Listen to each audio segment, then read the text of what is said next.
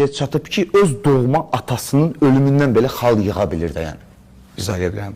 Bu dəhşətli bir şeydir. Necə ola bilər bu? Mən atamın gedim qəbrinin üstündə belə durum və sənə də deyim ki, mənim şəklimi çək, Pərviz. Bax, karikatura budur, satira budur. Yəni, biz artıq məhrəmiyyət deyilən bir anlayışı artıq yox saymağa başlayırıq. İnsanlar necə ağlına gələ bilər həmin an bu adamı şəkil çəkdirmək istəməyi? Yəni, bizim də itkilərimiz olub da. Mən özüm, keçən il, mən də atamı itirmişəm. Mənə eşitdin, mən çıxmansa efirdə deyim ki, atam öldü, gəlin, yığışın deyin, Allah rəhmət eləsin. Bir şey, WhatsAppda paylaşım ki, şəklin belə.